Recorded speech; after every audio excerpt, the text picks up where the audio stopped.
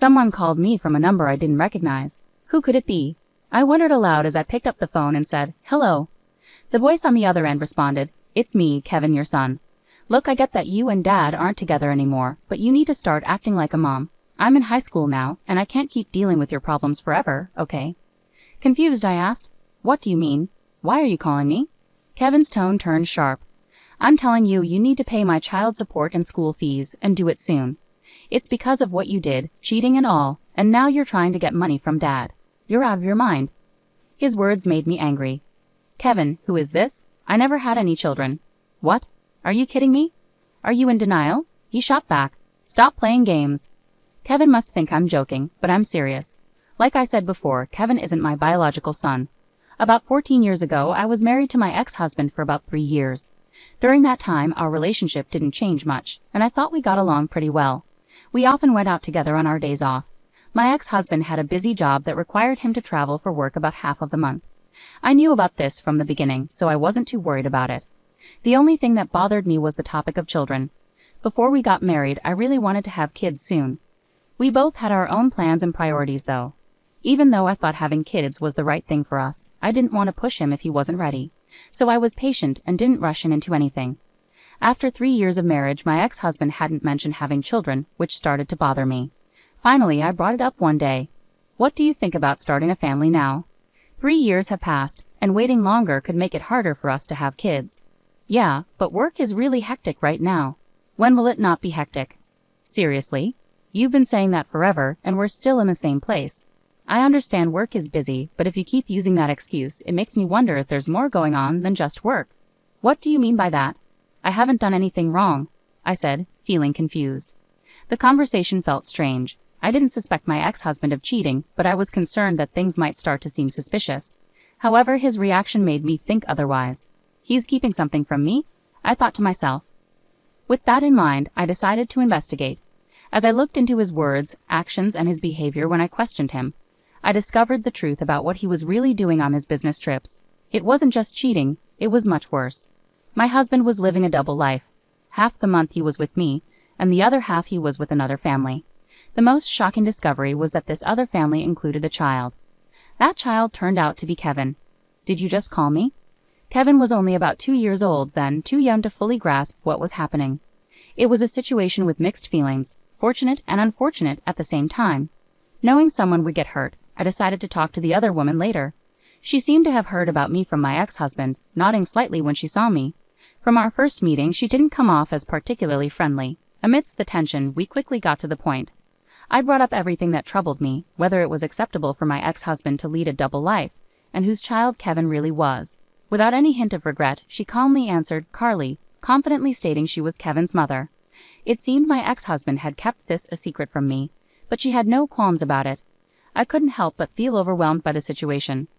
Finally, I asked her what her plans were moving forward. "I'm not planning to change anything in my life now. I'm fine with how things are," she replied. "Besides, I don't think he's interested in having more children." "Why do you say that?" "When I told him I was pregnant with Kevin, he didn't seem happy. He said it would have been better if the timing had been different. So my pregnancy was more of an accident. Otherwise, I don't think he would have wanted a child. But he told me he loved kids. Doesn't that mean he wanted a child with you?" She smiled faintly and said, "Isn't that strange? If that were true, why did I, who wasn't keen on having a child, end up giving birth, while you, who wanted a child, didn't even conceive? Can he truly say he loves children?" "Well, I'm sure he said he loved kids, but maybe it was just something he said to impress you. Perhaps he used it as an excuse to get close to you." I wanted to argue, but I couldn't find the words. It felt like she had hit upon something true, and it made me question whether my ex-husband had been sincere about wanting children despite his actions saying otherwise. In the end, I started to believe the other woman was right. I felt powerless, like the best I could do was seek compensation. She seemed calm about it, which only made me feel worse. A few days later, I filled out divorce papers and handed them to my husband, telling him I would also be seeking compensation. He probably heard about it from the other woman. My husband accepted everything without questioning me. What was the point of it all? Why did this man even marry me? There was only one thing I couldn't stop wondering about. On the day I packed up and left, I asked my ex-husband, "Why did you marry me? I just don't understand." "I'm not sure either. I often wonder why we got married in the first place. If we didn't even know, maybe we shouldn't have." "Yeah, maybe. If we hadn't, you wouldn't have to deal with a divorce now. But hey, you married me because you liked me, right? We both made a mistake. Let's move on to a better life now. Thank you for everything. Same to you. I'll pray that I don't choose someone like you in my next life, I said, and then we got divorced. I became single again, changed jobs, and moved to a different state, aiming for a fresh start. It was a valuable experience for me to approach everything with a new mindset. My ex-husband occasionally contacted me for paperwork, but we never discussed our current lives. Maybe he wasn't interested. He had his own life, and I had mine. About 10 years passed without us keeping in touch. Then unexpectedly, I received a call from Kevin. I was curious about the reason, but it turned out he was asking for child support and school fees. Kevin is the child born from my ex-husband's affair. Naturally, I have no legal obligation to pay, but he wouldn't accept that.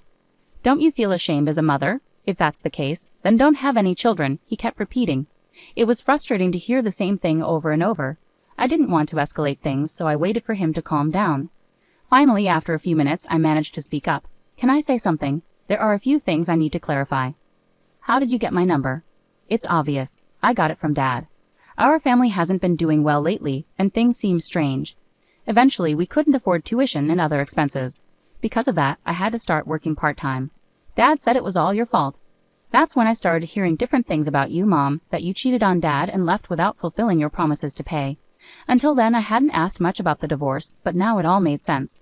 It's all your fault, he concluded. I see. I finally understood why he was so angry. If what he said was true, any kid would be upset. But my ex-husband had lied to Kevin, and unbelievably, he had turned Kevin against me. Hearing this made me furious. It's a hassle for my ex-husband to reappear in my life now that we're divorced. However, it's also heartbreaking to see Kevin being misled like this. From my point of view, he's a stranger, but I couldn't just ignore the situation and walk away, saying it's not my problem. After remarrying and having children with my current husband, I felt a responsibility as a parent to do the right thing. Kevin, now 16, seemed old enough to hear the truth. Kevin, everything I'm about to tell you is the truth. If you need proof, like a DNA test, I can arrange it. Can you listen to me for now? I asked. Yeah, Kevin replied hesitantly. As I revealed each detail, he grew increasingly agitated. If what you're saying is true, why did Dad have me call you earlier? Kevin asked, confused. Kevin, you mentioned you're working part-time. What are you doing with the money? I inquired. Saving it for me. Our family's been struggling financially lately, and I wanted to help out with debts. High school isn't mandatory anymore, so I don't need much, he explained earnestly. You're such a responsible kid. But have you ever wondered why, with that money, you can't cover your tuition and expenses? Well, sometimes my phone bill payment is late. I think Dad might be short on money. Is he working right now? He's working. He goes to the office regularly. I see. I have a bad feeling about this. Could it be that my ex-husband is using Kevin's money? With that suspicion in mind, I decided to look into my ex-husband's activities once more. Kevin, can you give me about 3 weeks? Haha, sure, that's fine. And please don't tell Dad about what we talked about on the phone, okay? Okay, I won't. So I decided to investigate my ex-husband further. I hired a private investigator and waited anxiously for the results. Some might say I'm going too far, but everything I do is for Kevin's sake. I wouldn't go to such lengths for anyone else. Even if people think I'm crazy, I don't care. Would I abandon a child who looks like he's on the verge of collapsing right in front of me? Absolutely not. I refuse to become that kind of person. Above all, I felt a deep anger towards my ex-husband for deceiving Kevin. Filled with this anger, I waited for the private investigator's report for 3 weeks. When the results finally arrived, I was shocked and furious. It turned out my ex-husband wasn't currently employed full-time. He was working as a temporary worker and had recently been laid off. Instead of actively seeking new opportunities, he was spending his time idly drinking or playing cards. Kevin believed his dad was working because he often dressed in a suit, but the truth was he was unemployed and not actively searching for a job. What angered me most about my ex-husband was how quickly he acted remorseful in front of Kevin. Seeing his dad like that, Kevin felt sorry and willingly handed over all his part-time job earnings. Little did Kevin know, his money was being squandered on gambling and drinking by his father. This situation couldn't be ignored. First and foremost, I needed to take action to help Kevin. With that in mind, I called my ex-mother-in-law, relieved that I hadn't deleted her number from my phone book. Hello. Oh, Ava. It's been a while. How have you been? Long time no see. What's on your mind? Is everything all right? I explained the current situation to my mother-in-law. During my marriage, she and her sister-in-law had been at odds with me. After the divorce, we hadn't kept in touch. However, it seems she had heard about my divorce and understood that I had moved on with my life, so she wasn't upset at all. I see. I'm sorry I didn't mention it earlier. I thought it would be better coming from him, but he was cheating, wasn't he? My mother-in-law's voice took on a somber tone. As I shared all the details, she let out an angry exclamation over the phone. I understand now. It all makes sense. I wasn't informed about the birth because he had a child with someone else. He brought Kevin to see me, but I was told not to contact you because you needed space after giving birth. Some people go through mental instability or even illness during that time, so I respected your privacy. When I found out about the divorce, I felt sorry, but I didn't know how to reach out to you. Is that right? Now Kevin visits occasionally, and it brings me joy. Regardless of how he came into this world, he's not to blame. I want to support him and be there for him in the future. You've always been understanding. I'm actually relieved to hear you say that. I called because I wanted to ask you something about Kevin. Could you and your husband help raise Kevin together? Of course. Kevin worked so hard to earn money from his part-time job, only for it to be wasted on gambling. I think it's crucial to have a serious talk with him about that. I trust you to handle it, but I believe Kevin is sacrificing his future to support his father. Please let him live freely with you and his grandfather. My mother-in-law assured me that she would take care of Kevin, and thus his immediate situation was resolved. Now it was time to confront my ex-husband. I decided to contact him and arrange a meeting. I was furious at him for deceiving me. When I arrived at the cafe at the agreed-upon time and saw my ex-husband, he looked noticeably worn out. It's unusual for you to reach out to me, and wow, you look older. Anyway, what about Kevin? So you already know. Let's get straight to the point. Why did you have Kevin call me? What were you trying to achieve? I was desperate.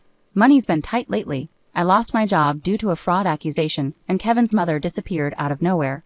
It feels like everything's slipping away from me, but my mom and Kevin still think I'm employed. It's easy to fool them as long as I act remorseful. Kevin is your son, right? Doesn't it make you feel something? He's such a dutiful son, giving me money. You won't find a more devoted son than him. I understand now. I feel relieved hearing you say these things openly. Suddenly, 3 people stood up from a nearby table and approached us. Huh? What's happening? You're truly despicable. We overheard everything just now. Even after all this time, your character hasn't changed. It's over for you. It was my mother-in-law, my aunt-in-law, and then Kevin. To convince everyone, they needed to see his true nature with their own eyes.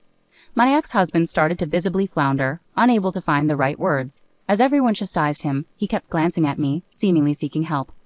But even if you make that face, it won't change anything.